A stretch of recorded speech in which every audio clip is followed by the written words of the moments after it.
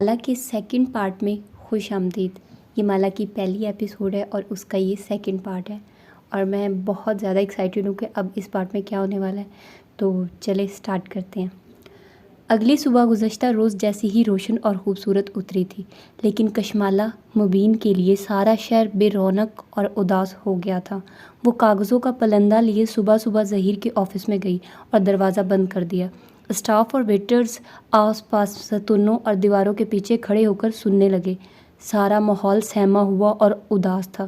کیف اس کے انتظار میں بار کاؤنٹر کے پاس اونچے سٹول پہ بیٹھا تھا، کاؤنٹر ٹاپ پہ رکھے کافی مگ میں چمچ ہلاتے ہوئے اطراف کا جائزہ لے رہا تھا۔ جب سیڑھیوں پہ آہٹ ہوئی، اس نے نظریں اٹھا کے دیکھا، وہ زینیں اتر رہی تھی۔ اس نے آج سیاہ لمبی قمیض کے ساتھ سفید دوپٹہ کندھے پہ ڈالا ہوا تھا، بالوں کا جوڑا بندھا تھا اور ایک لیڈ دائیں گال کو چھو رہی تھی۔ آج اس نے ٹاپس نہیں پہنے تھے، پیروں میں سفید ہیلز تھی اور پیشانی پہ ابھی تک بل تھے۔ چہرہ تمتمایا ہوا تھا، ہاتھ میں ایک باکس تھا جس میں اس کی چیزیں تھیں۔ اس سے سب سے اوپر کیکٹس کا ننھا سا گملہ تھا۔ وہ اٹھ کھڑا ہوا اور اس کے ہاتھ سے باکس لے لیا۔ تھینکس۔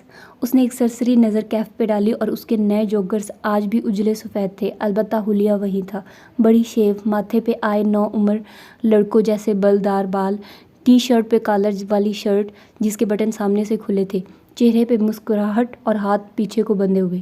یس باس، مجھے مال تک جانا ہے، تم ڈرائیو کرو گے؟ کار ریموٹ اس کی طرف بڑھایا اور خود آگے بڑھ گئی۔ کیف باکس اٹھائے اس سے 2 قدم پیچھے تھا۔ یکدم کشمالہ کو احساس ہوا کہ وہ رک گیا ہے۔ اس نے پلٹ کے دیکھا، وہ ریسٹورانٹ کے ہال کی مرکزی دیوار کے سامنے رکا ہوا تھا، گردن اونچی اٹھائے وہ دیوار کو دیکھ رہا تھا۔ وہ دیوار بذات خود ایک پینٹنگ تھی۔ وہاں ایک منظر بنا تھا، ساحل کی ریت، پیچھے نظر آتا نیلا سمندر جس کی سطح پہ دھوپ چمک رہی تھی، ایک جھولا جو ریت پہ ستونوں سے نصب کیا گیا تھا، جھولے پہ ایک کتاب درمیان سے کھول کے الٹی رکھی تھی۔ منظر اتنا خوبصورتی سے پینٹ کیا گیا تھا کہ حقیقت کا گمان ہوتا تھا۔ دیوار کے آگے فرش پہ اصلی ریت اور سیپیاں بکھری تھی۔ وہ صرف پینٹنگ نہیں تھی، 3D پینٹنگ تھی۔ کیف کی نظریں دیوار کے نچلے کونے تک گئی، وہاں مالا کے نام سے دستخط تھے، ساتھ 5 برس قبل کی تاریخ درج تھی۔ اس نے گردن موڑ کے ستائشی نظروں سے مالا کو دیکھا جو اس کی منتظر کھڑی تھی۔ یہ آپ نے پینٹ کیا ہے؟ چلے، وہ بنا کسی تاثر کے بولی اور دروازے کی طرف اشارہ کیا اور گہری سانس لے کر اس کے ساتھ ہو لیا۔ آپ الوین آرٹسٹ بھی ہیں؟ مجھے اندازہ نہیں تھا، وہ اس کے پیچھے چلتے ہوئے کہہ رہا تھا۔ پرانی بات ہے، وہ جیسے اس بات کو کوئی اہمیت نہیں دے رہی تھی۔ کیف خاموش ہو گیا۔ راستے میں وہ خاموشی سے کھڑکی سے باہر دیکھتی رہی۔ 1-2 بار نگاہ اٹھا کے کیف کی طرف دیکھا تو احساس ہوا کہ اس نے بیٹھتے ہی بیک ویو مرر کو چھت کی طرف کر دیا تھا تاکہ ڈرائیور اور سواری ایک دوسرے کو نہ دیکھ سکیں۔ صفورہ درست کہہ رہی تھی، اس کا کزن ڈیسنٹ ہے، ورنہ ہر ڈرائیور بیک ویو مرر سے گھورتا ضرور تھا۔ سنو، تم ڈرائیورز یونیفارم نہیں پہن سکتے؟ میں ایسے ہی ٹھیک ہوں، وہ موڑ کاٹتے ہوئے بولا۔ اس کے انداز میں ایک عجیب بے نیازی تھی جو کبھی کبھی کشمالہ کو کھلتی تھی، لیکن خیر۔ وہ باہر بھاگتی ٹریفک کو دیکھنے لگی، دھوپ کے باعث سبز آنکھوں کی پتلیاں سکیڑ رکھی تھی۔ باس، اب آپ کیا کریں گی؟ اپنے جاب آورز کے لیے پوچھ رہا ہوں۔ کل ہمیں لاہور جانا ہے 1 ہفتے کے لیے، واپس آ کے اس بارے میں بات کریں گے۔ مال کی پارکنگ میں کیف نے کار روکی تو باہر نکلنے سے قبل مالا نے سرسری انداز میں کہا، مجھے گھنٹہ لگ جائے گا، چاہو تو گھوم پھر لو، چاہو تو بیٹھے رہو۔ کیف نے محض سر ہلا دیا، کچھ کہا نہیں۔ کچھ دیر وہ یوں ہی مال کی راہداریوں میں چلتی رہی۔ دن کا وقت تھا، اس لیے بہت رش نہیں تھا۔ اسے عزا کے لیے گفٹ لینا تھا، لیکن دل نہیں چاہ رہا تھا۔ پہلے جب کبھی وہ خاندان کی شادیوں پہ جاتی، اس کو سیلیبریٹی ٹریٹمنٹ ملتی تھی۔ کشمالہ ان سب کی کامیاب انٹرپرینیور کزن تھی، اپنے پیروں پہ کھڑی عورت۔ وہ مہنگے گفٹس دیتی تھی، لوگوں سے ملتے ہوئے بھی ہاتھ میں موبائل آن ہوتا۔ وہ ساتھ ساتھ اسلام آباد آفس کو مانیٹر کر رہی ہوتی تھی۔ اب اس کے پاس کچھ کرنے کو ہی نہیں تھا۔ سوشل میڈیا سے جلد ہی سب کو علم ہو جائے گا کہ اوشن بند ہو رہا ہے، ہر کوئی اس سے سوال کرے گا۔ اف، وہ اپنی کیفیت میں چلتی جا رہی تھی جب ایک احساس ہوا، کوئی اسے دیکھ رہا ہے۔ چلتے چلتے اس نے گردن موڑی، دائیں بائیں پیچھے، وہاں بہت سے لوگ تھے، لیکن سب اپنی اپنی سمت میں جا رہے تھے، کوئی بھی اس کی طرف متوجہ نہ تھی۔ اس نے جھرجھری لے کر جھٹکا، شاید اسے وہم ہوا تھا۔ ایک ڈیزائنر برانڈ سے اس نے ایک کامدار جوڑا لیا۔ عزا کے ٹیسٹ ٹیسٹ کے مطابق ٹھیک تھا۔ شاپ سے باہر نکلی تو سیدھ میں ایک بک شاپ نظر آئی۔ اس کی گلاس وال کے اس پار کیف کھڑا تھا۔ وہ کاؤنٹر پہ پیمنٹ کر رہا تھا۔ وہ اس کی طرف چلی آئی۔ کیف نے اسے نہیں دیکھا، اس کی کشمالہ کی طرف پوچھ تھی۔ وہ موبائل کان اور کندھے کے درمیان لگائے شاپنگ بیگز کاؤنٹر سے اٹھا رہا تھا۔ دبی آواز میں کچھ کہہ بھی رہا تھا۔ آواز اتنی ہلکی تھی کہ کچھ سنائی نہ دیا، نہ وہ سننے کی خواہشمند تھی۔ کیف اپنی موجودگی کا احساس دلانے کے لیے پکارا۔ وہ ایک دم جھٹکے سے مڑا، موبائل چھوٹ گیا، شاپنگ بیگ بھی نیچے گر گیا۔ وہ ڈر کے ایک قدم پیچھے ہٹی۔ سوری، میں نے تمہیں ڈرا دیا۔ نہیں، میں کسی اور خیال میں تھا۔ کیف کی رنگت تبدیل ہوئی، جیسے وہ لمحے بھر کے لیے پریشان ہوا ہو، مگر فوراً سے سنبھل گیا۔ جلدی سے موبائل اٹھانے جھکا جو کشمالہ کے قدموں کے پاس گرا تھا۔ اس نے گردن جھکا کے دیکھا، اس پہ کال ملی ہوئی تھی۔ "واٹ ہیئر" لکھا ہوا نظر آ رہا تھا۔ کیف نے جلدی سے فون اٹھایا، کال کاٹ کے اسے جیب میں ڈال دیا۔ "میرا ایک انکل ہے، اس سے بات کر رہا تھا۔ اب وہ پنجوں کے بل بیٹھا شاپنگ بیگ سے نکلا سامان اندر واپس ڈال رہا تھا۔ میں فری ہوں، چلیں؟ اس نے نظر انداز کیا، البتہ وہ دیکھ سکتی تھی کہ اس کے ہاتھ میں ایک اسکیچ بک اور چند گریفائٹ پینسلز تھی جنہیں وہ جلدی سمیٹ رہا تھا۔ پھر وہ کھڑا ہوا، نظر کشمالہ کے ہاتھوں پہ گئی، فوراً ہاتھ بڑھایا۔ "یہ مجھے پکڑا دے۔ "نو پرابلم، میں اٹھا سکتی ہوں۔ وہ آگے جانے لگی، لیکن کیف سامنے آیا اور "ادھر لائیں" کہتے ہوئے نرمی سے اس سے شاپنگ بیگ لے لیا۔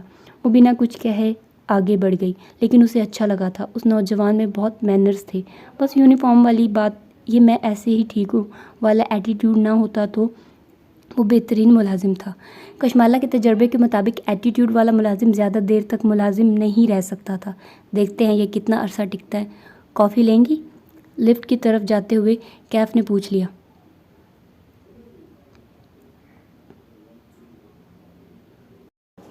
"کافی لیں گی؟" لفٹ کی طرف جاتے ہوئے کیف نے پوچھ لیا۔ وہ اس سے 2 قدم پیچھے چل رہا تھا۔ "ہاں، میرے لیے ایک اسپریڈ ڈبل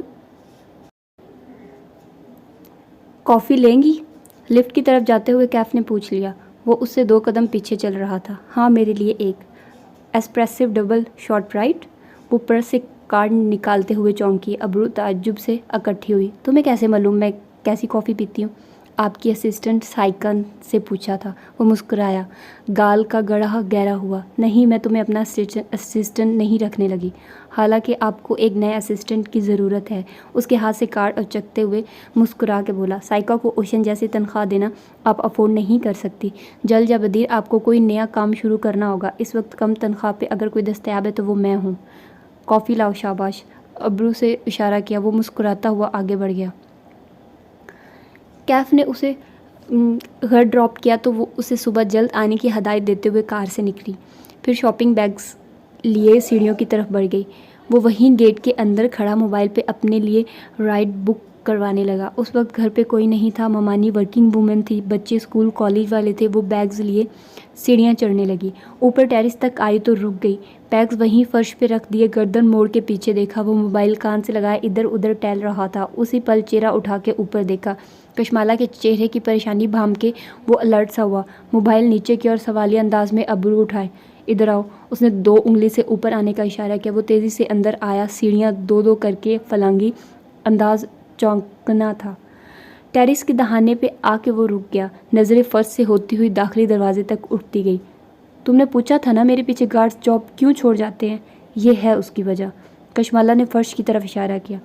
سیڑھیوں کے اختتام پہ خون پڑا تھا، بہت سا خون، جسے کسی نے پیالہ بھر کے انڈیل دیا ہو۔ خون کے چھینٹے دیوار پہ بھی آئے ہوئے تھے اور وہ ابھی تک گیلا تھا۔ "کیا یہ پہلے بھی کبھی ہوا ہے؟"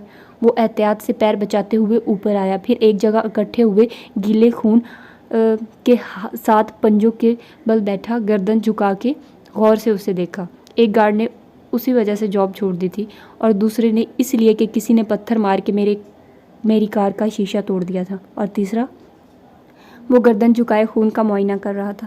"اس کو میں نے خود نکالا تھا، اسموکنگ کرتا تھا۔" اس نے بے چینی سے خون آلود فرش کو دیکھا، عجیب وحشت ہی تھی وہ سب دیکھ کے۔ پھر اس نے دیکھا پنجوں کے بل زمین پہ بیٹھا کیف خون کی طرف انگلی بڑھا رہا ہے۔ "ہاتھ مت لگاؤ اسے، پتہ نہیں کس کا خون ہے۔"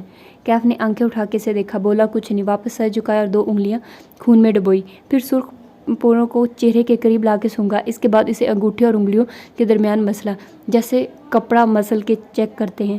یہ خالص خون نہیں ہے، اسے پتلا کیا گیا ہے۔ وہ چونک گئی۔ پتلا کیوں؟ تاکہ یہ جلدی خشک نہ ہو اور آپ کے پیروں کے ساتھ لگ جائے۔ اصل خون جلد گاڑھا ہو کے جم جاتا ہے۔ کشمالا نے سر جھکا کے اپنی سفید ہیلز دیکھی، وہ صاف تھی۔ کیف اب کھڑے ہوتے ہوئے ٹیشو سے ہاتھ صاف کر رہا تھا۔ کوئی آپ کو ڈرانے کی کوشش کر رہا ہے۔ اس نے تھک کے گہری سانس لی۔ اگر تم جاب چھوڑنا چاہتے ہو تو ابھی سے بتا دو، مجھے کل لاہور جانا ہے، میں ڈرائیور کا بندوبست کر رکھوں۔ میں کیوں جاب چھوڑوں گا؟ ٹیشو سے انگلیاں رگڑتے ہوئے وہ حیرت سے بولا، اس حرکت سے ڈر کے لوگ خون دیکھ کے ڈر جاتے ہیں۔ میں ایسے انسان سے کیوں ڈروں گا جو بزدلوں کی طرح چھپ کے کسی عورت کے گھر میں خون پھینکتا ہے؟ وہ اس کے سامنے آ کھڑا ہوا، موڑا ہوا خون آلود ٹیشو اس کے ہاتھ میں تھا۔ میں نے آپ سے وعدہ کیا تھا آپ کی حفاظت کا، آج میں آپ سے ایک اور وعدہ کرتا ہوں کہ میں اس شخص کو ڈھونڈ کے آپ کے پاس ضرور لاؤں گا۔ وہ سنجیدگی سے کہہ رہا تھا، کچھ تھا اس کے انداز میں، یقین دلانے والا، بے خوف کر دینے والا۔ اس کے تنے اعصاب ڈھیلے پڑنے لگے۔ اس نے ممنونیت سے کیف کو دیکھا، بولی کچھ نہیں۔ وہ اب سوچتی نظروں سے اطراف میں دیکھ رہا تھا۔ کوئی سی سی ٹی وی نہیں ہے؟ بتایا نا، یہ لوگ لگوانے نہیں دیتے، گھر کے باہر لگا ہوا ہے ایک سی سی ٹی وی، اس میں کبھی کوئی نظر نہیں آیا۔ چوکیدار بھی موجود ہے، وہ کسی کو یوں داخل نہیں ہونے دیتا۔ ضروری نہیں ہے کہ کوئی باہر سے آیا ہو۔ وہ ٹیرس کی ریلنگ کے ساتھ چلتے ہوئے نیچے دیکھ رہا تھا۔ گھر کے کسی ملازم کو پیسے دے کر بھی یہ کام کروایا جا سکتا ہے۔ ناممکن۔ ماموں کے ملازم بہت پرانے ہیں، ہم سب ہر موقع پہ ان کی مدد کرتے ہیں، وہ ایسے کیوں کریں گے؟ آپ ان کو پیسے سے خوش رکھتی ہیں، وہیں پیسہ کوئی زیادہ دے تو وہ اس کا کام کر دیں گے۔ پیسہ ہر وقت ہر ایک کی ضرورت ہوتا ہے باس، آپ اس سے کسی کو بھی خرید سکتے ہیں۔ وہ منڈیر سے جھک کے کچھ دیکھ رہا تھا۔ تمہیں بھی؟ کیف ٹھٹک کے رکا، پھر آہستہ سے اس کی طرف پلٹا۔ وہ سینے پہ بازو لپیٹے سنجیدگی سے اسے دیکھ رہی تھی۔ وہ ہوتا ہے نا موویز میں، باڈی گارڈ کو سب سے پہلے خریدا جاتا ہے۔ اگر میرا اسٹاکر فرش پہ گرے خون کی طرف اشارہ کیا، تمہیں خریدنا چاہے تو کیا کرو گے؟ لمحے بھر کو ٹیرس پہ سناٹا چھا گیا۔ آپ کسی سے پوچھیں کہ وہ بک سکتا ہے تو وہ کہے گا نہیں، میں بھی یہی کہوں گا، وقت کے ساتھ آپ کو خود اندازہ ہو جائے گا۔ وہ ہلکا سا مسکرا دی، میں مذاق کر رہی تھی، تم جاؤ، تمہاری رائڈ آ گئی ہے۔ نیچے اوبر بائک پہنچ چکا تھا۔ کیف نے بائکر کو اشارہ کیا، پھر واپس اس کی طرف پلٹا۔ آپ پریشان تو نہیں ہیں؟ یعنی اس خون سے؟ نہیں، اس نے نفی میں سر ہلا کے کندھے اچکائے۔ اب مجھے عادت ہو گئی ہے، اور تم نے کہا نا وہ مجھے مارنا نہیں چاہتا، لیکن جب وہ چلا گیا تو مالا کو احساس ہوا کہ خون دیکھ کے اسے ایک دفعہ پھر سے وحشت شروع ہو گئی تھی۔ وہ جوتے بدل کے آئی اور فرش صاف کرنے میں جت گئی۔ پہلے خون صاف کیا، پھر پائپ لگا کے فرش دھو دیا۔ جب تک ہار کے لاؤنج میں واپس آئی تو مغرب اتر رہی تھی۔ آج پھر سے کسی نے ٹیرس پہ خون پھینکا ہے؟ ماہی کو میسج لکھا، پھر مٹا دیا، پھر لکھا، پھر مٹا دیا، پھر تیسری دفعہ لکھ کے سینڈ دبا دیا۔ کینیڈا کے شہر چلیوک میں ماہ بینا اور آباد کے گھر کا واحد بیڈ روم خاموشی میں ڈوبا تھا۔ ماہی کروٹ کے بل سو رہی تھی جب میسج ٹون سے اس کی آنکھ کھلی۔ وہ ایک دم سے اٹھ بیٹھی، بدن پلٹ کے دیکھا، آباد گہری نیند سو رہا تھا۔ ماہی نے چھوٹے بال کانوں کے پیچھے عرصے اور فون اٹھا کے کھولا۔ چہرہ موبائل کی نیلی روشنی سے روشن ہو گیا۔ میسج پڑھ کے اس کی آنکھوں میں فکر مندی اتر آئی، انگلیاں ٹائپ کرنے لگی۔ اٹس ہم لکھ کے بھیج دیا۔ پھر دبے قدموں وہ لحاف تلے سے نکلی۔ اس نے آدھی آستین کا گاؤن پہن رکھا تھا، بال کھلے تھے۔ وہ ننگے پیر لکڑی کے فرش پہ چلتی دروازے تک آئی۔ ذرا سے چلنے پہ بھی آہٹ سنائی دیتی تھی۔ لیونگ روم میں ٹی وی کنسول کے نیچے بنے کیبنٹ کو وہ چند لمحے دیکھتی رہی، کھولے یا نہ کھولے۔ پھر اس نے کونے والے کیبنٹ کھولی، جھک کے اندر سے ایک اسکیچ بک نکال لی اور سیدھی ہوئی۔ اسکیچ بک کے درمیان میں کہیں گریفائٹ پینسل رکھی تھی۔ ماہی نے پینسل والے صفحے کو کھولا، وہاں ایک تصویر بنی تھی۔ وہ چند لمحے اس تصویر کو دیکھتی رہی۔ مالا کے ساتھ جو کچھ ہو رہا تھا اس کا ذمہ دار یہ چہرہ تھا، اس کی آنکھیں، اس کی فاتحانہ مسکراہٹ۔ وہ اس چہرے کو بنا پلک جھپکے دیکھ رہی تھی۔ عجیب بے بسی اور نفرت کا احساس ہو رہا تھا۔ اس نے اسکیچ بک واپس رکھ دی، پھر دیوار پہ نصب گھڑی کی طرف دیکھا۔ فجر کا وقت ہونے کو تھا۔ وہ مالا کے لیے کچھ نہیں کر سکتی تھی کیونکہ مالا اس کی نہیں سنتی تھی، کوئی ماہی کی نہیں سنتا تھا۔ وہ صرف دعا کر سکتی تھی۔ وہ دعا کرے گی اور سب ٹھیک ہو جائے گا۔ ماہی کی دعائیں عموماً قبول ہوا کرتی تھی، یہ بھی ہوگی۔ وہ خود کو تسلی دیتی ہوئی وضو کرنے چل دی۔ کیف اگلی صبح فجر ہوتے ہی اسے لینے آ گیا تھا۔ پہلے اس نے مالا سے دوبارہ اس کا ٹیرس دیکھنے کی اجازت مانگی۔ چوکیدار اس نوجوان کو اوپر جاتے دیکھ کے گھورتا رہا، لیکن اس نے پرواہ نہیں کی۔ ہر طرف سے ٹیرس کا جائزہ لیا، پھر گھر کے لاکس چیک کیے، کھڑکیوں کا جائزہ لیا۔ جب مطمئن ہوا تو نیچے آیا اور اس کا سفر شروع ہوا۔ وہ لانگ روٹ پہ ڈرائیو نہیں کرتی تھی کیونکہ کر نہیں سکتی تھی، اسے متلی ہوتی تھی، اس لیے وہ پچھلی سیٹ پہ کھڑکی سے سر ٹکا کے سونے کی کوشش کرنے لگی۔ چلنے سے قبل اس نے ماں کو میسج کر دیا تھا، اب ہر گھنٹے بعد ماں کا میسج آتا تھا، کہاں پہنچی ہو، خیریت سے سفر گزر رہا ہے۔ وہ مسکرا کے جواب دیتی اور فون رکھ کے آنکھیں موند لیتی۔ وہ بھی خاموشی سے ڈرائیو کر رہا تھا۔ کچھ لیں گی آپ؟ قیام تام اسٹیشن پہ کار اندر لے جاتے ہوئے کیف نے پوچھا۔ جواب نہیں آیا تو اس نے گردن موڑ کے دیکھا۔ وہ سر سیٹ کی پشت سے ٹکائے آنکھیں موندے ہوئے تھی، سر قدرے ترچھا پڑا تھا، ایک طرف سے کیچر سے نکلتے بالوں نے آدھے چہرے کو ڈھانپ رکھا تھا۔ ساتھ سیٹ پہ ٹوکری میں ننھے ننھے پودے رکھے تھے۔ وہ واپس سیدھا ہو گیا، چہرے پہ اضطراب پھیلا، کرب سے آنکھیں بند کر لی۔ اب بھی وقت تھا، وہ اس کو سب کچھ بتا سکتا تھا، وہ یہاں کیوں ہے اور وہ اس کو کیسے دھوکہ دے رہا ہے۔ وہ یہ ڈیزرو نہیں کرتی تھی کہ وہ اسے دھوکہ دے، اس میں اور ظہیر میں فرق ہونا چاہیے تھا۔ کیف نے آنکھیں کھولی، ونڈ اسکرین کے پار دیکھا۔ دنیا ویسی ہی تھی جیسی اس کی آنکھیں بند کرنے سے پہلے تھی۔ آنکھیں بند کر لینے سے حقیقت نہیں بدل سکتی تھی۔ اسے خاموشی سے صرف اپنا کردار ادا کرنا تھا۔ اسے اس لڑکی سے ہمدردی کرنے کی ضرورت نہیں تھی، اسے اپنے مسئلے حل کرنے تھے۔ وہ اس کو دھوکہ ضرور دے رہا ہے، لیکن ساتھ ہی وہ اس کی حفاظت بھی کرے گا۔ یوں حساب برابر ہو جائے گا۔ بس 2 ماہ وہ اس کی نوکری کرے گا اور پھر کہیں غائب ہو جائے گا۔ وہ اسے بھول جائے گی اور معاملہ دفن ہو جائے گا۔ بس 2 ماہ اور کشمالہ کی کھڑکی کے شیشے پہ دستک ہوئی تو اس نے چونک کے آنکھیں کھولی، پھر شیشہ نیچے کیا۔ کیف باہر کھڑا کافی کا کپ اس کی طرف بڑھائے ہوئے تھا۔ ریسٹ ایریا آ گیا، وہ خود سے بولی اور کپ تھام لیا۔ آنکھوں میں ابھی تک کچی نیند تھی۔ وہ گھوم کے واپس ڈرائیونگ سیٹ تک آیا، اپنی کافی اس نے کپ ہولڈر میں رکھی اور سیٹ بیلٹ پہننے لگا۔ ایک بات پوچھوں آپ سے؟ کار سٹارٹ کرتے ہوئے بولا۔ وہ کافی کے گھونٹ بھرتے ہوئے اس سے سنے گئی۔ آپ کے پاس کوئی فیوچر پلان تو ہوگا، دوبارہ سے اپنا کام سیٹ کرنے کا پلان؟ تمہارا مطلب ہے کامیابی کا نیا پلان؟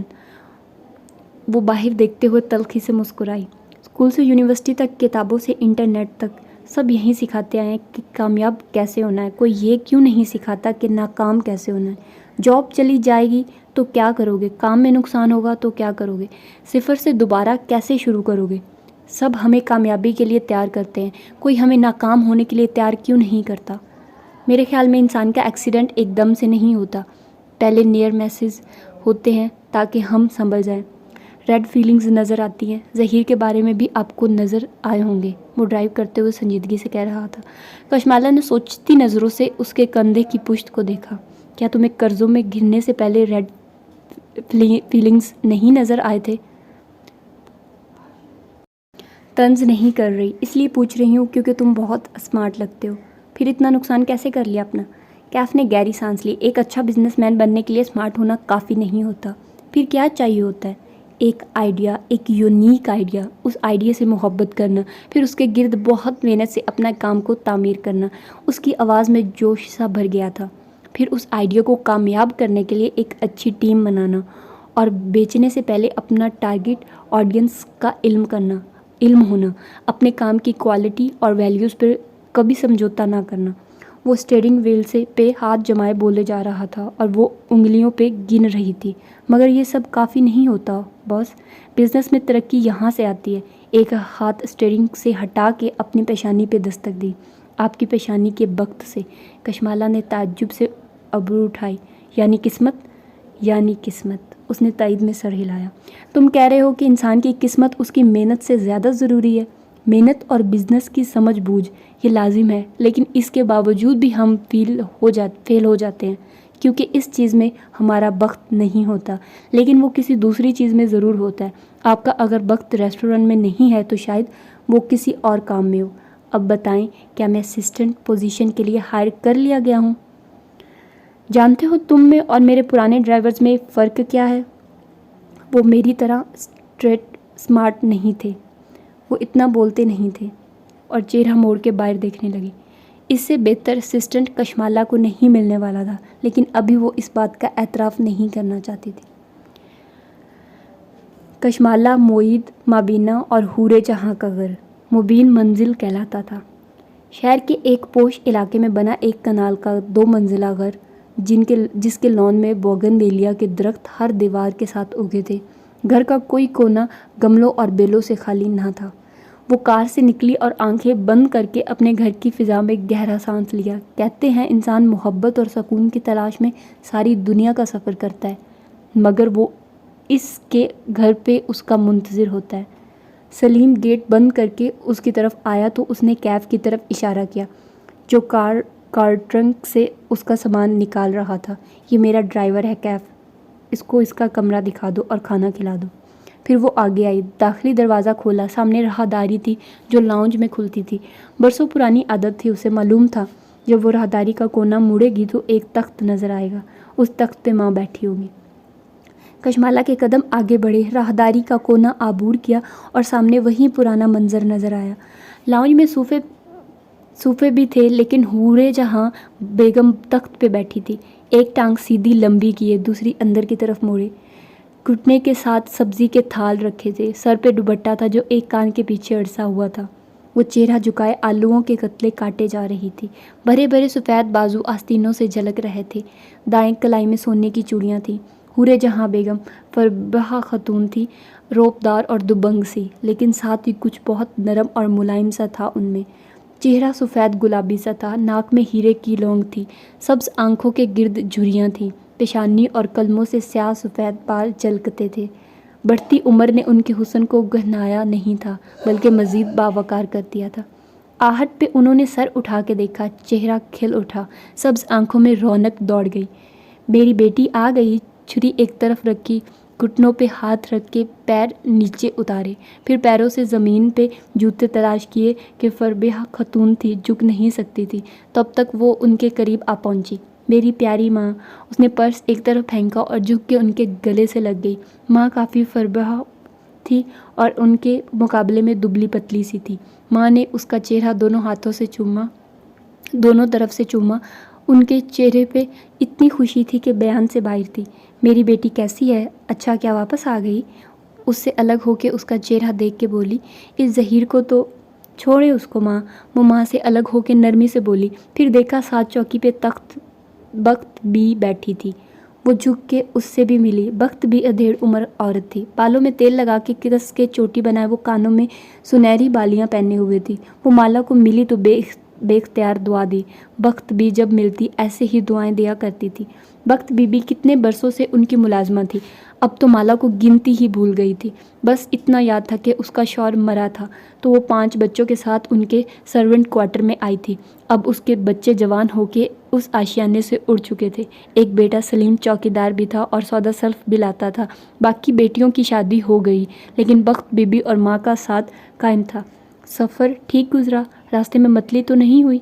وہ ماں کے کندھے سے سر ٹکائے بیٹھی تھی اور وہ اس کے بال کان کے پیچھے اڑس رہی تھی۔ نہیں ماں، ڈرائیور ساتھ لائی ہوں۔ تبھی راہداری میں آہٹ ہوئی۔ ماں نے چونک کے دیکھا، کیف ہاتھ میں ٹوکری لیے کھڑا تھا۔ وہ سیدھی ہو کے بیٹھی۔ پلانٹس کہاں رکھوں؟ میاں تم کون ہو اور اندر کہاں چلے آ رہے ہو؟ حورِ جہاں بیگم کے ماتھے پہ بل پڑے، 2 انگلیوں سے اشارہ کیا، پیچھے۔ سوری میں۔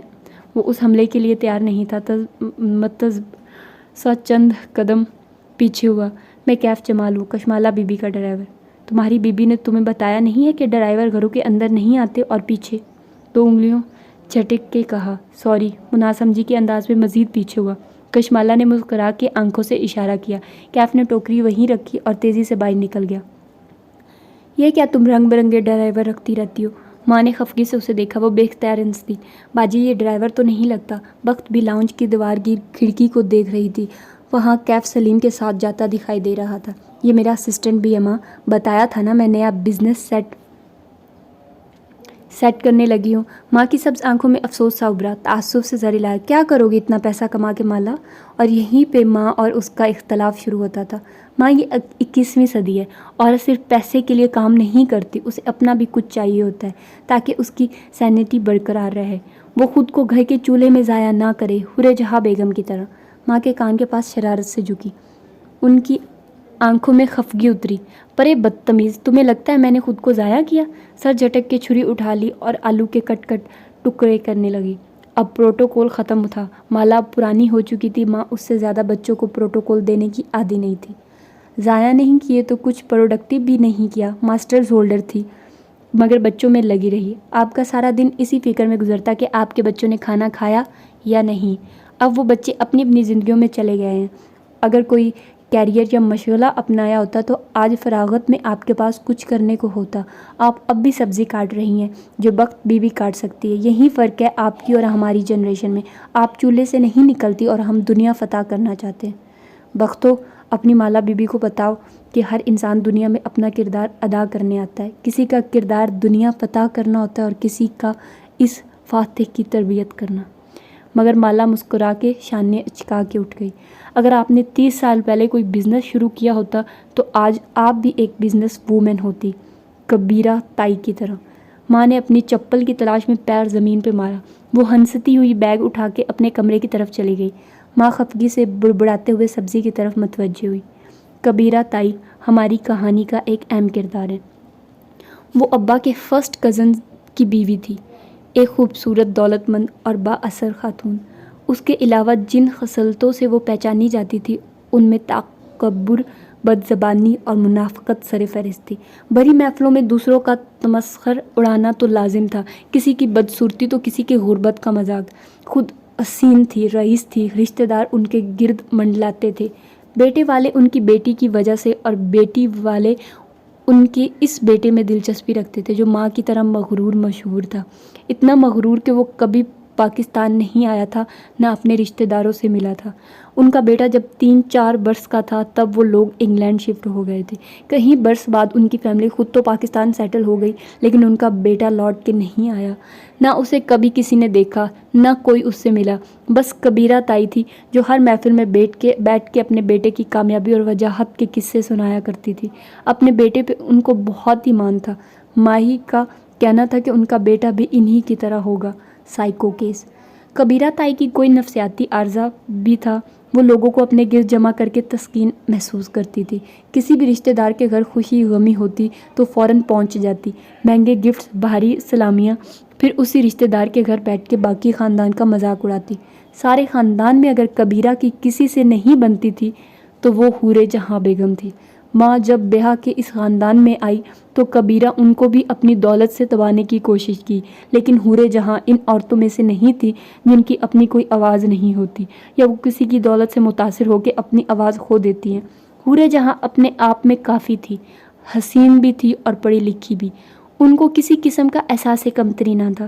پہلی دفعہ جب بھری محفل میں انہوں نے کبیرہ کو کسی کا تمسخر اڑاتے اور خاندان والوں کو مسکرا کے سنتے دیکھا تو ٹوک دیا، دیکھو کبیرہ، سب کی صورتیں شکلیں اللہ نے بنائی ہیں، جو خوبصورت ہے ان کی خوبصورتی ہی ان کا امتحان ہوتا ہے، ایسے غرور نہ کیا کرو، اللہ کو یہ نہیں پسند۔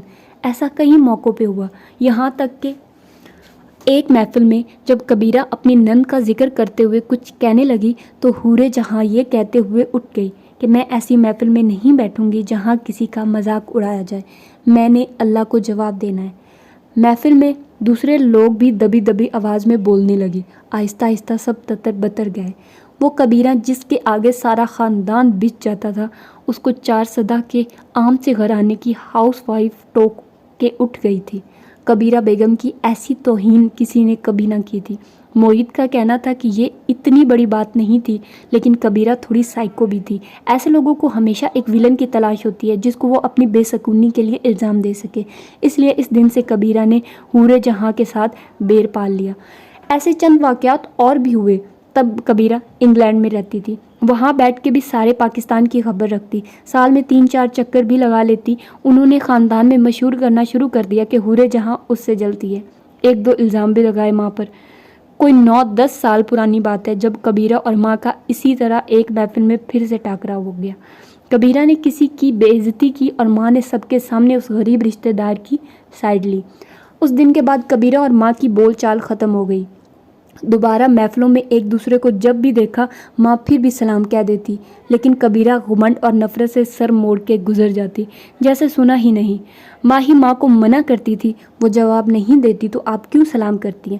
لیکن ماں بڑے ہی سکون سے کہتی کہ دیکھو، اللہ نے ہم پہ سلام فرض کیا ہے، بیٹھ کے گپے مارنا فرض نہیں کیا، میں بس اتنا کر رہی ہوں جتنا میرے اوپر فرض ہے۔ اب اتنے برس ہو گئے تھے، کبیرہ پاکستان واپس آ گئی، لیکن دونوں کے تعلقات بحال نہیں ہوئے تھے۔ کبیرہ کا نام اب ان کے لیے ایک مذاق تھا۔ مالا ماں کو تنگ کرنے کے لیے اس کا نام لیتی، ماہی کو جب کسی انسان کو شدید برا کہنا ہوتا تو اس کو کبیرہ سے ملا دیتی، اور رہا معید تو جب اس کی ماہی سے لڑائی ہوتی تو وہ کہتا پہلے زمانے میں میل ہوتی تھی، اب ای میل ہوتی ہے، ایسے ہی پہلے زمانے میں کبیرہ تھی اور اب ای کبیرہ ہوتی ہے، اور وہ تم ہو ماہی۔ وہ فریش ہو کے کمرے سے نکلی تو معید کچن کے دروازے پہ کھڑا تھا، ہاتھ میں سیب پکڑے کھا رہا تھا۔ اسے دیکھ کے ہنس دیا، پھر کیسا مذاق، کیا ظہیر نے آپ کے ساتھ؟ وہ قریب آیا اور بند مٹھی اس کی طرف بڑھائی۔ مالا نے ہنس کے اپنی بند مٹھی اس کی مٹھی سے ٹکرائی۔ بدتمیز۔ پھر سر سے پیر تک معید کو دیکھا۔ اپنی سناؤ، ماں کو ٹائم دیتے ہو یا فون پہ اپنی دوسری ماؤں کے ساتھ لگے رہتے ہو؟ وہ جھمک گیا۔ میری ماں اس وقت صرف جنرل سرجری ہیں، اوکے؟ معید نکلتے ہوئے قد کا نوجوان تھا، کلین شیو، ماتھے پہ کٹے ہوئے بال، ماہی جیسی بھوری آنکھیں، چہرے پہ ہر وقت سجی مسکراہٹ اور کانوں میں ہینڈز فری۔ وہ جنرل سرجری میں ٹریننگ کر رہا تھا۔ گھر اس کے لیے ہوٹل کی طرح تھا جہاں وہ صرف سونے آتا تھا۔ یہ باہر تمہارا ڈرائیور ہے؟ معید نے سیب کی بائٹ لیتے ہوئے سرسری سا پوچھا۔ اف، یہ سوال کیا تھا؟ اگر کیف جمال یونیفارم پہن لیتا یا اتنا خوش شکل نہ ہوتا۔ ایک تو سب کو میرے ڈرائیور سے کیا مسئلہ ہے؟ وہ چڑی نہیں تھی، نہ اسے غصہ آیا، بس اسے تکرار سے تھک گئی تھی۔ مسئلہ نہیں ہے بابا، میں تو کہتا ہوں مجھے بھی اپنا ڈرائیور رکھ لو، بڑا اسکوپ ہے اس کام کا۔ وہ سیب کھاتے ہوئے آگے بڑھ گیا۔ اس کے پاس گھر والوں کے لیے بس اتنا وقت ہوتا تھا۔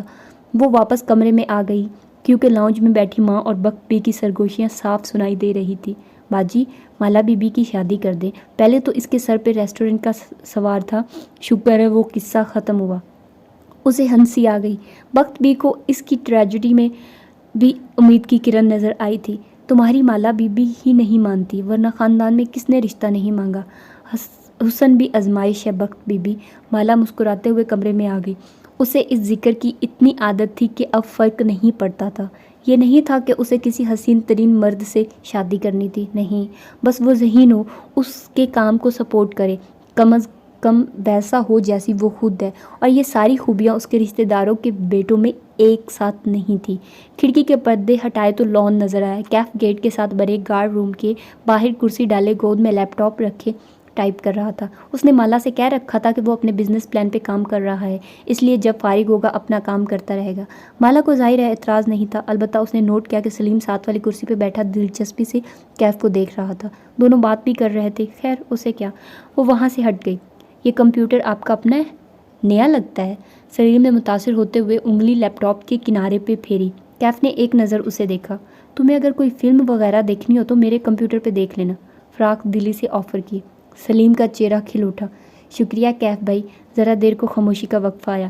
گھر میں کون کون ہوتا ہے؟ ٹائپ کرتے ہوئے سرسری صاحب سوال کیا۔ معید بھائی اور بڑی باجی، سلیم جوش سے بتانے لگا۔ پہلے بڑی باجی کی چھوٹی بہن بھی یہاں رہتی تھی، مالا بی بی کی خالہ۔ وہ بیمار تھی، محتاج تھی، بڑی باجی نے ان کی بڑی خدمت کی، میری امی کے ہاتھوں میں ہی وہ فوت ہوئی۔ بڑی باجی کے سارے بچوں کی شادی ہو گئی ہے؟ نہیں، صرف ماہی باجی کی ہوئی ہے، وہ کینیڈا ہوتی ہیں۔ سلیم کینیڈا کو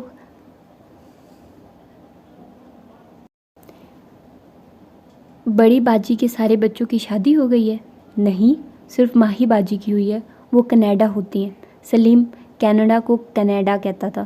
اچھا، مالا بی بی کی منگنی بھی نہیں ہوئی؟ اسے تعجب ہوا، وہ سب سے بڑی ہے نا؟ ان کو شادی کا شوق نہیں ہے جی، وہ بس اپنا کام کرتی رہتی ہیں۔ سلیم کو اس کے علاوہ کوئی وجہ سمجھ میں نہیں آئی۔ کیف کی ٹائپ کرتی انگلیاں رک گئی۔ وہ سوچتی نظروں سے اسکرین کو دیکھنے لگا۔ یہ ممکن نہیں تھا، اس کا خیال تھا اس کی کوئی منگنی وغیرہ تو ہو چکی ہوگی، شاید ہو کے ختم ہو گئی ہو، لیکن ایسا نہیں تھا، یہ شاید کچھ اور تھا جو اسے چبھ رہا تھا۔ چند دن پہلے تک کشمالہ مبین اس کا ایک ٹارگٹ تھی جس کے پاس اسے نوکری کرنی تھی۔ وہ اکیلی تھی، کام، ریسٹورانٹ، گھر، لیکن آج اس نے کچھ اور دیکھا تھا، اور اب صرف ایک ٹارگٹ نہیں تھی، اس کی ایک فیملی، وہ اکیلی نہیں تھی۔ لاہور آنا پلان کا حصہ نہیں تھا، شاید یہ نہیں ہونا چاہیے تھا۔ رات تک وہ گھر سے نہیں نکلی، بس کمرے میں پڑی سوتی رہی۔ کیف سے اس کی ملاقات بھی نہیں ہوئی، وہ اسے گویا یہاں لا کے بھول ہی گئی تھی۔ ڈرائیورز گھر کے اندر نہیں آیا کرتے تھے، ان کا داخلہ صرف ڈرٹی کچن تک محدود تھا۔ ان کے لاؤنج سے ملحقہ بڑا سا کچن کلین کچن کہلاتا تھا۔ کلین کچن سے ایک دروازہ چھوٹے سے ڈرٹی کچن میں کھلتا تھا اور ڈرٹی کچن سے ایک دروازہ باہر کی طرف، تاکہ ملازم یعنی سلیم باہر سے ہی ڈرٹی کچن میں آئے اور اپنا ناشتہ چائے وغیرہ بنا کے وہیں سے رخصت ہو جائے۔ ماں کو مرد ملازموں کا گھر کے اندر آنا پسند نہیں تھا۔ کھانا البتہ سب کا ماں خود بناتی تھی، وہ کسی اور کے ہاتھ کا کھانا نہیں کھا سکتی تھی، بلکہ اکثر اپنے ملازموں کی فرمائش پہ کھانے اور میٹھے بنایا کرتی تھی۔ ماں ہی کہتی تھی ماں نے ان کے ملازم نہیں رکھا، انہوں نے ماں کو مالک رکھا ہوا ہے۔ بخت بھی اور سلیم کا کمرہ بیسمنٹ میں تھا۔ بیسمنٹ کی سیڑھیاں گھر کے باہر سے تھی تاکہ ملازموں سے پرائیویسی رہے۔ انہوں نے کیف کو بھی بیسمنٹ میں ہی ایک کمرہ دے دیا تھا، جسے اس نے چپ چاپ قبول کر لیا۔ صبح فجر پہ اس کی آنکھ لاؤنج میں ہوتی کٹ پھٹ سے کھلی۔ اسے معلوم تھا یہ ماں ہوں گی۔ ماں فجر خوب شور کر کے پڑھا کرتی تھی تاکہ ان کے بچوں کی نیند ایسے خراب ہو کہ وہ دوبارہ سو نہ سکیں۔ اسلام آباد میں نمازیں اوپر ہو جایا کرتی تھی، لیکن لاہور میں مجال تھی کہ ایسا ہو۔ وہ نماز پڑھ کے جائے نماز پہ بیٹھی اور سوچا کہ کیا دعا مانگے۔ اسے اس وقت سب سے زیادہ کیا چاہیے تھا؟ نیا بزنس۔ وہ دوبارہ سے برسر روزگار ہو جائے، اپنے پیروں پہ کھڑی ہو جائے اور اب سے کوئی مرد اسے زہیر کی طرح دھوکہ نہ دے سکے۔ دعا مانگ کے وہ اٹھی اور جمائی لیتے ہوئے کھڑکی کے سامنے آئی تو رک گئی۔ اندھیر لان میں گارڈ روم کے سامنے وہ گھاس پہ جائے نماز ڈالے دو زانو بیٹھا تھا۔ وہ شاید نماز پڑھ چکا تھا، اب بس یوں ہی سر جھکائے بیٹھا تسبیح کے دانے گن رہا تھا۔ اسے بہت عجیب لگا، مانا کہ بہت سے لڑکے لاپرواہ اور مغربی حلیے کے باوجود نمازیں پڑھتے ہیں، لیکن تسبیح؟ اسے نہیں یاد اس نے کبھی کسی نوجوان کو ہاتھ میں تسبیح پکڑے دیکھا۔ وہ خود بھی تسبیحوں کی عادی نہیں تھی، وقت ہی نہیں ملتا تھا۔ کیف جمال تسبیح پڑھتا تھا، عجیب بات تھی۔ صبح وقت بھی جب اس کے کمرے میں کافی لائی تو اسے حیرت ہوئی۔ آپ کو کب سے کافی بنانی آ گئی؟ اس موئے ڈرائیور نے بنائی ہے۔ میں نے اسے چائے کی چیزیں پکڑائی تو بابو آگے سے بولا، میں چائے نہیں پیتا، مجھے کافی میکر دو۔ اس کی نقل اتارتے ہوئے بولی، پھر خود ہی کچن سے موہت بھائی کا پرانا کافی میکر ڈھونڈ لایا اور سیٹ کر دیا۔ بازار سے موٹے بیجوں والے ڈبے بھی لے آیا اور ساتھ یہ مجھے پکڑا دی کہ میری بیوی یہی پیتی ہے۔ وہ ہنس دی۔ مبین منزل کو پہلی دفعہ ایسا رنگ برنگا ملازم ملا تھا، وقت بھی سے ہضم نہیں ہو رہا تھا۔ چھوٹی باجی، اس لڑکے کو ذرا فاصلے پہ رکھیو، مجھے یہ وار داتیا لگتا ہے۔ اچھا وقت بھی، اب جائیے اور کیف سے کہیں تیار رہے، اس نے مجھے سیلون لے کر جانا ہے۔ شام میں ازا کے نکاح کا فنکشن تھا اور سد شکر اس کے چہرے پہ ایک بھی پمپل نہیں تھا، ورنہ عموماً کسی فنکشن سے پہلے ہی یہ پمپل حاضری دیا کرتے تھے۔ اس نے گھڑی دیکھی، ابھی فیشل کروا لے تو شام تک اس کا اثر آنے لگے گا۔ وہ باہر آئی تو کیف گارڈ روم کے باہر کرسی پہ بیٹھا تھا، ہاتھ میں اسکیچ بک تھی اور وہ پینسل سے اس پہ کچھ کر رہا تھا۔ اسے دیکھ کے کھڑا ہو گیا، اسکیچ بک پیچھے کر لی۔ آج جینز پہ سفید ٹی شرٹ پہن رکھی تھی، پیروں میں جاگرز تھے اور چہرے کی ہلکی بڑی شیو ویسی ہی تھی۔ کیا کر رہے ہو؟ وہ اس کی اسکیچ بک کو دیکھتے ہوئے قریب چلی آئی، پرس کونی پہ ٹانگے، بال کیچر میں باندھے، وہ آنکھوں پہ سیاہ چشمہ لگائے ہوئے تھی۔ کیف کے چہرے پہ جھم جانے کا تاثر ابھرا، رخسار ہلکے سے گلابی ہوئے، یہ شاید دھوپ کے باعث اسے ایسا لگا تھا۔ یوں ہی فارغ وقت میں اسکیچز بناتا ہوں۔ کیا بنا رہے ہو؟ دکھاؤ، وہ دوستانہ لہجوں میں کہتی اس کے عین سامنے آ کھڑی ہوئی۔ اب وہ دونوں دھوپ میں تھے، چھاؤں پیچھے رہ گئی تھی۔ کیف نے اسکیچ بک کھول کے اس کے سامنے کی، صفحے پلٹائے، اس پہ موٹر بائک کا سیاہ سفید اسکیچ بنا تھا۔ تمہیں موٹر بائکس پسند ہے؟ بہت زیادہ۔ وہ تھوڑا شرمندہ نظر آ رہا تھا۔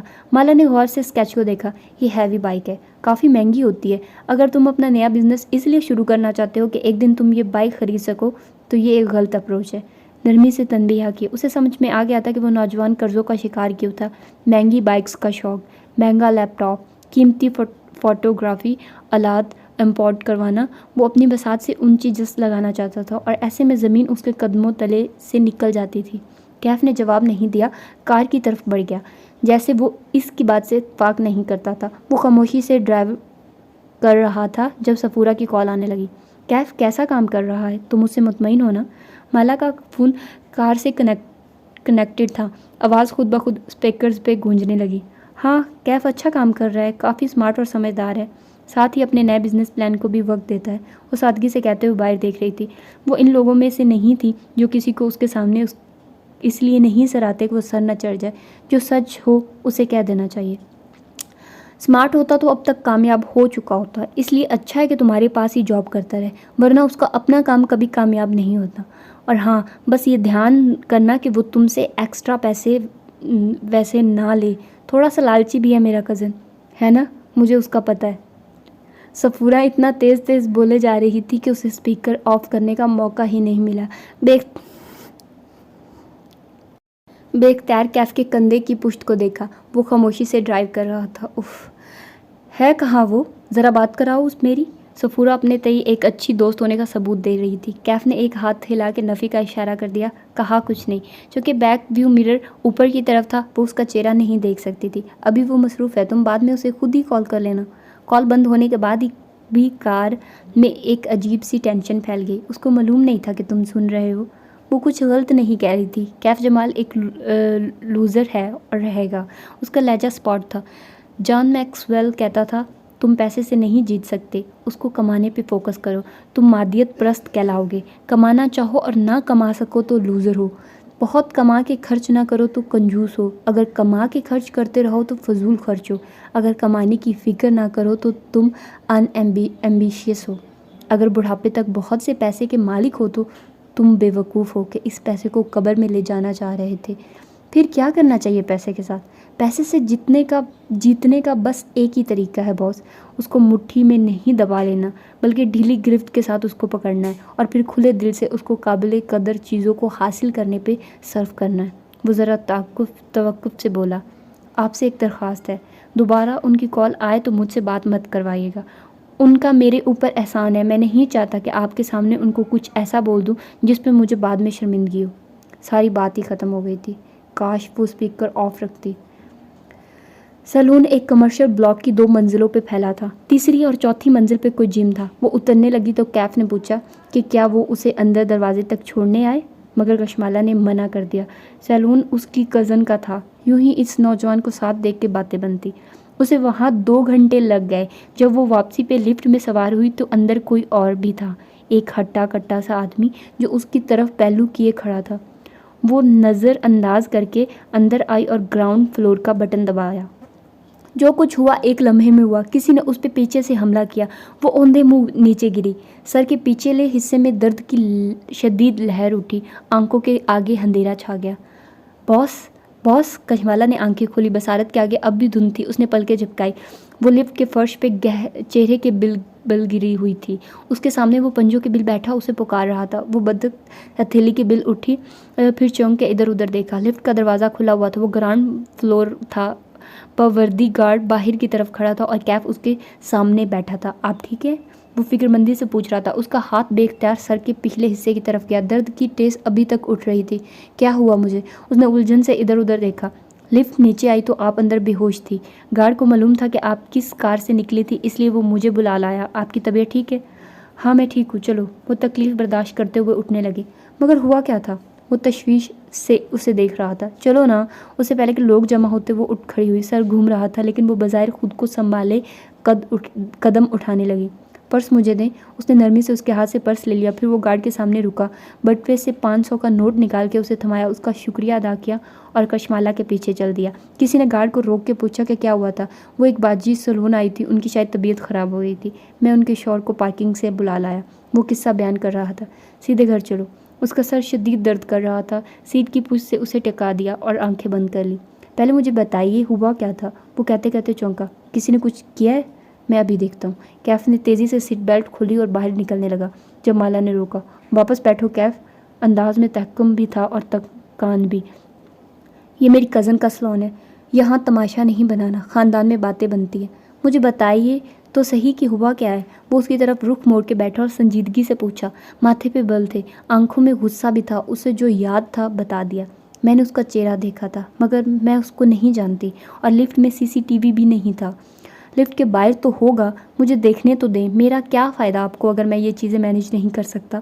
اسے غصہ آ رہا تھا۔ یہ طے تھا کہ وہ نہ پولیس رپورٹ درج کروائے گی، نہ شور ڈالے گی۔ میں نے کہا نا یا تماشا نہیں بنانا، گھر چلو۔ وہ تکان سے بولی۔ سر میں شدید درد ہو رہا تھا، اس آدمی نے اسے بہت زور سے مارا تھا۔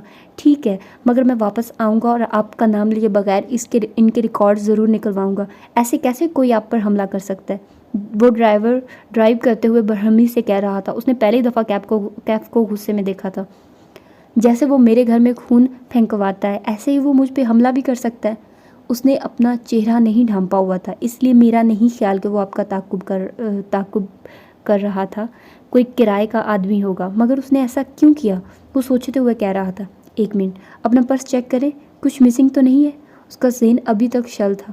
وہ جو اتنے عرصے سے صرف ایک وہم لگتا تھا، وہ آج حقیقت بن کے سامنے آ گیا تھا۔ ایسے میں اسے پرس کا خیال ہی نہیں آیا۔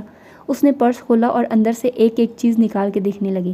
موبائل، بینک کارڈز، کیش، سب ویسا ہی تھا، البتہ ایک چیز وہاں ایسی بھی تھی جو اس کی نہیں تھی۔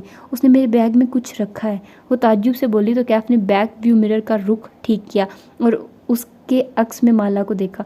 وہ ایک سلور رنگ کا لائٹر الٹ پلٹ کے دیکھ رہی تھی۔ کوئی میرے بیگ میں سگریٹ لائٹر کیوں رکھے گا؟ مجھے دکھائے، کوئی ریکارڈنگ ڈیوائس بھی ہو سکتی ہے۔ لیکن وہ نہیں سن رہی تھی، وہ لائٹر کی نچلی سائڈ کو اوپر اٹھائے کچھ دیکھ رہی تھی۔ وہ مجھے اپنا نام بتانا چاہتا ہے، وہ تلخی سے مسکرائی۔ لائٹر پہ اس کا نام لکھا ہے۔ واقعی؟ کیف کو حیرت ہوئی، موڑ کاٹتے ہوئے پوچھا، کیا لکھا ہے؟ کشمالہ نے لائٹر پر لکھے 2 الفاظ پڑھے، ماہر فرید۔ اس نے ایک جھٹکے سے بریک لگائی، کار کے ٹائر چرچرائے۔ آرام سے کیف۔ لیکن وہ تیزی سے پیچھے گھوما اور لائٹر اس کے ہاتھ سے لے لیا، پھر اسے اونچا اٹھا کے دیکھا۔ اس پہ واقعی انگریزی میں لیزر انگراونگ سے ماہر فرید لکھا تھا۔ کیف کا حلق خشک ہونے لگا۔ ناممکن! بالآخر مجھے میرے تعاقب کار کا نام معلوم ہو گیا ہے۔ کیف نے چہرہ موڑ کے اسے دیکھا۔ اس کا چہرہ گلابی سا ہو رہا تھا، سبز آنکھوں میں الجھن تھی، نہ سمجھی تھی۔ اس نے بہت سا تھوک خشک گلے سے نیچے اتارا۔ آپ کسی ماہر فرید کو جانتی ہیں؟ لہجہ سرسری بنایا۔ نہیں، کشمالہ نے گردن دائیں بائیں ہلائی۔ میں نے یہ نام ہی پہلی دفعہ سنا ہے۔ میں یہ لائٹر رکھ لوں؟ اس کو چیک کرنا ہوگا، اندر کوئی ریکارڈنگ ڈیوائس نہ ہو۔ کشمالہ نے اس بات میں سر ہلا دیا۔ وہ واپس کار سٹارٹ کرنے لگا، البتہ اس کے چہرے کی رنگت اڑی سی تھی۔ گھر کے پورچ میں جب وہ کار سے نکلی تو وہ دیکھ سکتی تھی کہ وہ پریشان لگ رہا تھا۔ صفورہ تمہارے بارے میں غلط تھی۔ جو لوگ پیسے کے لالچی ہوتے ہیں وہ گارڈز کو ٹپ نہیں دیتے۔ وہ چونکا، اس حالت میں بھی وہ نوٹ کر گئی تھی۔ وہ پھیکا سا مسکرایا۔ آپ نے پیٹرول کے جو پیسے دیے تھے اس میں سے دیا تھا۔ اس کے جانے کے بعد کیف کے تاثرات بدلے، چہرے پہ برہمی در آئی۔ اس نے فون نکالا اور وائٹ ہیئر کی چیٹ کھولی۔ تم میرے ساتھ کوئی ڈبل گیم کھیل رہے ہو۔ یہ حرکت تمہاری یا تمہارے آدمیوں کی ہے نا؟ انگلیاں تیزی سے ٹائپ کر رہی تھی۔ وہ شدید بے بسی محسوس کر رہا تھا۔ تو گائز یہ تھا مالا کا سیکنڈ پارٹ، اور ابھی تک جو چیزیں مجھے سمجھ آئی ہیں وہ یہ ہے کہ اس میں کیف جمال وہ تھوڑا سا کنفیوز ہے، اس کو سمجھ نہیں آ رہی کہ وہ چیزوں کو کیا کر رہا ہے اور اس کو پتہ نہیں چل رہا۔ ایک طرح سے تو وہ مالا کے حفاظت کرنا چاہ رہا ہے اور دوسری طرف سے وہ اس کو دھوکہ بھی دے رہا ہے۔ ٹھیک ہے، تو بس یہی چیزیں ہی ابھی اس پارٹ میں سمجھ آئی ہیں، تو آگے دیکھتے ہیں کہ آگے کیا ہوتا ہے۔ ٹھیک ہے، تو ملتے ہیں انشاءاللہ اگلے پارٹ میں۔ بس آپ لوگ ایک کام کر دیجئے، اس ویڈیو کو لائک کر دیجئے اور آپ لوگ سبسکرائب بھی چینل کو کر دیں، اور اس کے علاوہ نیچے کمنٹس میں بھی آپ لوگ بتا سکتے ہیں کہ آپ لوگوں کو کیا رائے ہے اس بارے میں، آپ لوگوں کو کیا لگتا ہے کہ آگے کیا ہونے والا، اور آگے پھر مجھے کچھ ان ایکسپیکٹڈ سا لگتا ہے کہ بہت ان ایکسپیکٹڈ سا ہوگا، کیونکہ نمرہ احمد کے ناولز ان ایکسپیکٹڈ ہی ہوتے ہیں، ان کا کچھ پتہ نہیں ہوتا کہ آگے جا کر کون کیا نکل آئے۔ تو دیکھتے ہیں آگے کیا بنتا ہے۔ ٹھیک ہے، تب تک کے لیے اللہ حافظ۔